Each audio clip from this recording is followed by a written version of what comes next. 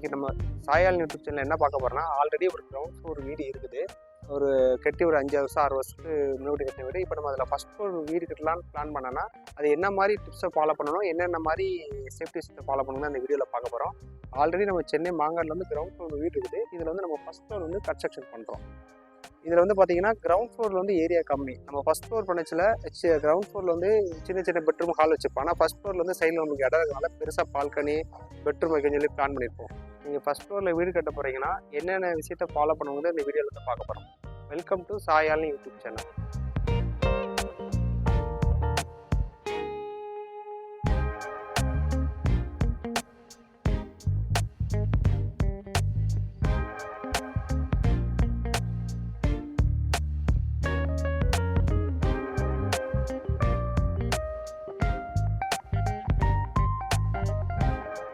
Already நம்ம இருக்கிற ground ஃப்ளோருக்கு மேலே அந்த ஃபஸ்ட் ஃப்ளோர் கட்ட போகிறோம். இது நம்ம கட்டுறதுக்கு முன்னாடி என்னென்ன விஷயம் பார்க்க போகிறோம்னா, ஃபஸ்ட்டு வந்து பில்டிங்கோட வெயிட் குறைக்கணும். இதில் வந்து வெதரிங் வாஸ் போட்டிருப்பாங்க. இல்லை சில வீட்டில் வந்து பார்த்தீங்கன்னா துருவோட ரெட் கலர் ஓடு போட்டிருப்பாங்க, இல்லை சிப்ஸ் கலந்து போட்டிருப்பாங்க. அது என்ன பண்ணியிருப்பாங்கன்னா, இப்போ மொட்டை மாடி வந்து ஒரு 30 அடி இருக்குன்னா 10 அடிக்கு ஒரு இன்ச்சு வாட்டை வச்சுருப்பாங்க. ஸோ ஒரு இடத்துல வந்து பார்த்தீங்கன்னா 4 இன்ச்சு ஹைட் இருக்கும், ஃப்ரண்டில் வந்து பார்த்தீங்கன்னா வந்து ஒரு 1/2 இன்ச் இருக்கும்.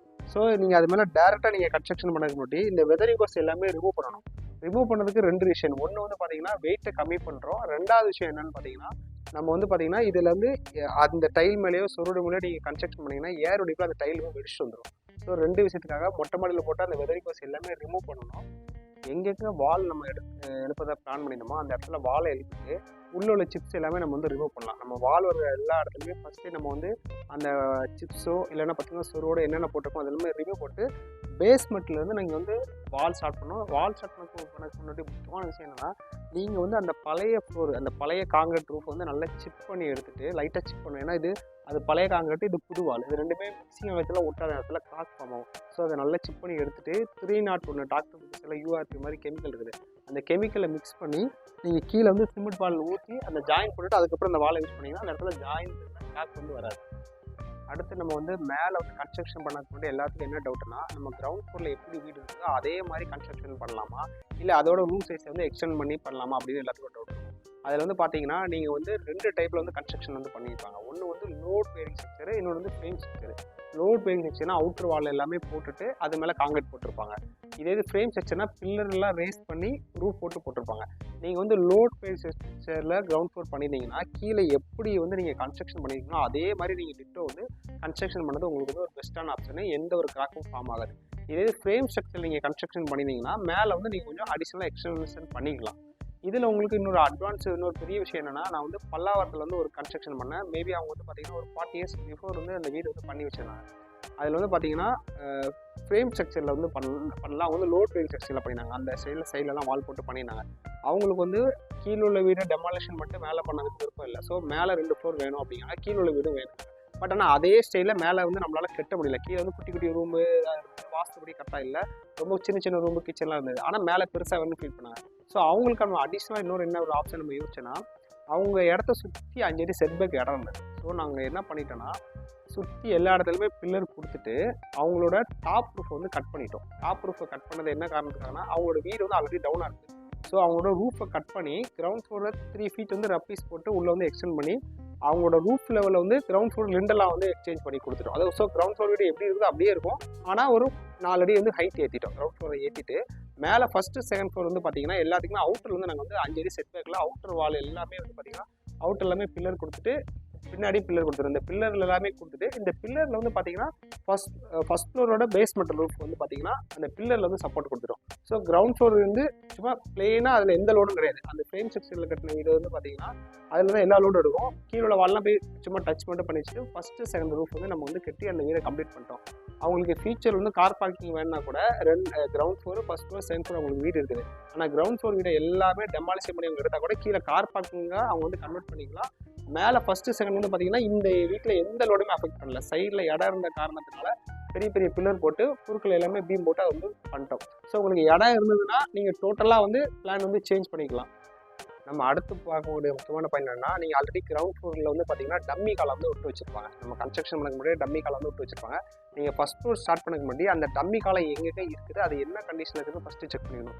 உதாரணமாக அந்த பில்டிங்கில் வந்து பார்த்தீங்கன்னா இதில் வந்து டம்மி காலம் வந்து பார்த்தீங்கன்னா ஒரு 4 ஃபீட் இதில் போட்டு வச்சிருந்தாங்க. நம்ம வந்து என்னென்னா காசு கட் பண்ணக்காக இந்த இடத்துல டம்மி காலம், அதில் டம்மி காலம், இந்த பேக்ஸ் எல்லாம் பார்த்தீங்கன்னா இதெல்லாம் டம்மி காலம். ஆல்ரெடி போட்டு வச்சது டம்மி காலம்.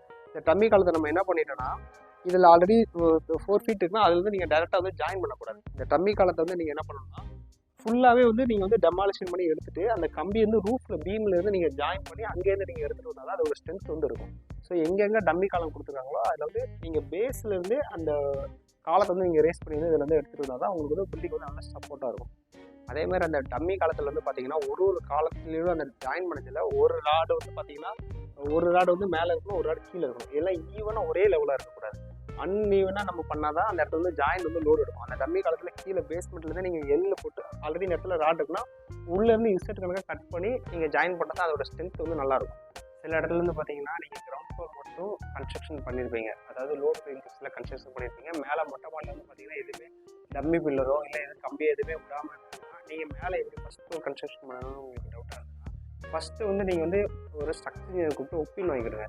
என்னென்ன மாதிரி ஃபவுண்டேஷன் இருக்குது, கீழே என்ன மாதிரி வால் இருக்குது, எவ்வளோ லெவலில் ஃபவுண்டேஷன் பண்ணுறது ஒப்பீன் வாங்கிடுங்க. பெஸ்ட் ஆப்ஷன் வந்து பார்த்தீங்கன்னா கீழே லோட் ப்ரைஸ் செக்ஷனில் என்னென்ன மாதிரி room size, bathroom, bedroom, kitchen எல்லாம் எப்படி இருக்குதோ சேம் அதே டிட்டோ மேலே காப்பி பண்ணிங்கன்னா உங்களுக்கு எந்த இஷ்யூவும் இருக்காது. ஏன்னா அந்த லோட் ப்ரைஸ் செக்ஷனில் அதே கீழே உள்ள அதே அளவில் நீங்கள் பண்ணதாக இருந்தால் உங்களுக்கு வந்து ஈஸியாக இருக்கும். ஏன்னா நீங்கள் வந்து மேலே வந்து ஆல்ரெடி கம்பி எதுவுமே விடலை, எதுவுமே காலம் விடாதனால அதே இதை நீங்கள் ஃபாலோ பண்ணிங்கன்னா உங்களுக்கு வந்து லோடு வந்து ஈவனாக ஸ்ப்ரெட் ஆகும். பொதுவாக வந்து சவுத் ஃபேஸிங் லேண்ட் உள்ள வீட்டில் வந்து பார்த்தீங்கன்னா உங்களுக்கு சவுத் வெஸ்ட்டில், அதாவது குபேரமலையில் வந்து ஸ்டெப்ஸ் வந்து வெளியே போட்டிருப்பாங்க. நீங்கள் வந்து ஃபஸ்ட் ஃப்ளோர் கன்ஸ்ட்ரக்ஷன் பண்ணணும்னு நினைக்கச்சில உங்களுக்கு வந்து பார்த்தீங்கன்னா வாஸ்துபடி வந்து பார்த்தீங்கன்னா அந்த ஸ்டெப்ஸ் வந்து அந்த குபேரமலையில் பெட்ரூம் வந்து கரெக்டாக மேலே போட முடியாமல் இருக்கும். ஏன்னா கிரவுண்ட் ஃப்ளோர்லேருந்து வந்துடும். ஸோ நீங்கள் வந்து கன்ஸ்ட்ரக்ஷன் கிரவுண்ட் ஃப்ளோர் பண்ணச்சிலேயே ஃபஸ்ட் ஃப்ளோருக்கு வந்து பார்த்தீங்கன்னா ஒரு 2D பிளான் வந்து போட்டுக்கிடுங்க. ஃபஸ்ட் ஃப்ளோரில் வந்து பார்த்தீங்கன்னா எங்கே மெயின் டோர் வரும், எங்கே பெட்ரூம் வரும், எங்கே ஹால் வரும், எங்கே கிச்சன் வந்து நீங்கள் ஃபஸ்ட்டே பிளான் பண்ணி நீங்கள் வந்து ஒரு 2D பிளான் போட்டுட்டு நீங்கள் கிரவுண்ட் ஃப்ளோர் ஒர்க்கு ஸ்டார்ட் பண்ணிங்கன்னா ஃபியூச்சரில் ஒரு 5 இயர்ஸ் கழிச்சு வந்து நீங்கள் இந்த ஒர்க்கு ஸ்டார்ட் பண்ணதில் உங்களுக்கு ஈஸியாக இருக்கும். வாஸ்துபடி பெட்ரூம் கிச்சனும் உங்களுக்கு அமைஞ்சிடும். அதே மாதிரி மேலே என்ன மாதிரி நீங்கள் ரூம் கட்ட போகிறீங்க, என்ன மாதிரி ஒரு பிளான் இருந்ததுன்னா அந்த பிளானுக்கு அந்த மாதிரி கீழே வந்து கிரவுண்ட் ஃப்ளோர் வந்து நீங்கள் கன்ஸ்ட்ரக்ஷன் பீம் எல்லாமே நீங்கள் கொடுத்துக்கலாம். கிரவுண்ட் ஃப்ளோர் அந்த மாதிரி பீம் எல்லாம் கொடுத்தீங்கன்னா மேலே ஃபஸ்ட் ஃப்ளோர் வந்து ஈஸியாக வந்து எந்த லோடும் எஃபெக்ட் ஆகாமல் அப்படியே வந்து நீங்கள் வந்து ஃபஸ்ட் ஃப்ளோர் வந்து கன்ஸ்ட்ரக்ஷன் பண்ணலாம். எப்போவுமே நான் ப்ரிப்பேர் பண்ணதுன்னா நீங்கள் ஃபஸ்ட்டு கன்ஸ்ட்ரக்ஷன் பண்ண முடியும் G+1 G+2 எத்தனை ஃப்ளோர் நீங்கள் பிளான் பண்ணியிருக்கீங்களோ G+1 ஆல்ரெடி நீங்கள் பிளான் பண்ணிங்கன்னா G+2க்கு வந்து ஃபவுண்டேஷன் போட்டுக்கிடுங்க. இல்லை G+2 போடுறீங்கன்னா G+3க்கு வந்து ஒரு 2D பிளான் போட்டுட்டு அதுக்கு இந்த மாதிரி ஃபவுண்டேஷன் போட்டுருங்க. நீங்கள் இப்போ 2 ஃப்ளோர் கட்டிட்டு ஃபியூச்சரில் ஒரு ஃப்ளோர் எடுத்தால் கூட உங்களுக்கு எந்த சிரமமும் இருக்காது. ஆல்ரெடி உங்களோட பிளான் இருக்கும், காலம் ஃபுட்டிங் எல்லாமே பார்த்தீங்கன்னா ஹெவியாக வந்து நீங்கள் அதுக்கு தகுந்த மாதிரி நீங்கள் ஸ்ட்ரக்சர் பிளான் பண்ணி பில்லர்லாம் கீழே ஃபவுண்டேஷன் போட்டிருப்பீங்க. ஸோ ஒரு 5 இயர்ஸ் கழிச்சு நீங்கள் கன்ஸ்ட்ரக்ஷன் பண்ணதுல ஈஸியாக நீங்கள் கன்ஸ்ட்ரக்ஷன் வந்து நீங்கள் பண்ணிக்கலாம். பொதுவாக நம்ம கிரவுண்ட் ஃப்ளோர் கன்ஸ்ட்ரக்ஷன் பண்ணிட்டு ஃபஸ்ட் ஃப்ளோர் பண்ணதில் நம்ம கிரவுண்ட் ஃப்ளோரில் பால்கனிலாம் இருந்திருக்காது. ஸோ ஃபஸ்ட் ஃப்ளோர் கன்ஸ்ட்ரக்ஷன் பண்ணதில் நம்மளுக்கு வந்து பால்கனி வேணும்னு சொல்லி வரும். ஸோ நம்ம வந்து பார்த்திங்கன்னா நம்ம இருக்கிற ஃப்ளாட் சைஸோட எக்ஸ்டெண்ட் பண்ணணும்னு எதிர்பார்ப்போம். அப்படி இல்லை நீங்கள் என்ன பண்ணீங்க, ஒரு பால்கனிக்காக நீங்கள் வந்து இருக்கிற ஸ்லாப்போ காங்கிரீட்டை உடைச்சி அதில் காங்கிரீட்டை வந்து கம்பியெல்லாம் இது பண்ணி நீங்கள் காங்கிரீட் போட்டிங்கன்னா அது வந்து ரொம்ப வருஷம் லைஃப் கொடுக்காது. ஸோ நீங்கள் இருக்கிற ஃப்ளாட்டை எக்ஸ்டெண்ட் பண்ணணும்னு நீங்கள் பிளான் பண்ணிங்கன்னா எந்தெந்த இடத்துல பீம் வருதோ அந்த பீம் எல்லாம் கனெக்ட் பண்ணி அது மேலே உள்ள டாப் லேயர் மட்டும் லைட்டாக காங்கிரீட்லாம் உடைச்சிட்டு எல்லா ராடுமே எல்லாமே ஹெவி ராடு கொடுத்து எல்லா ராடுமே வந்து பார்த்தீங்கன்னா ப்ராப்பராக வெல்டிங் வச்சிடும்.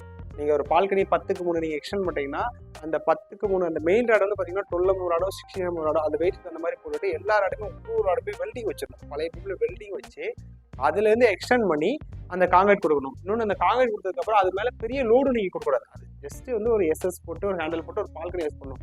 நம்ம தான் வெல்டிங் வச்சிருக்கோம் நல்லா பெருசாக பண்ணி அதில் போய் ஒரு பிரிக் வால் கொடுக்குறோம் இல்லை லோடு கொடுத்தா கூட அது வந்து பார்த்தீங்கன்னா ரொம்ப லைஃப் கொடுக்காது, கிராக் ஃபார்ம் ஆகும்.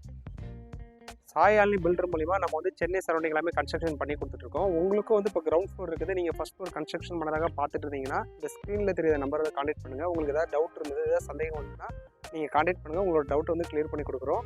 ஃபஸ்ட் ஃப்ளோர் சம்மந்தமான ஜென்ரல் டிப்ஸ் தான் இந்த வீடியோவில் இருந்து இருக்குது பார்த்துருக்கீங்க.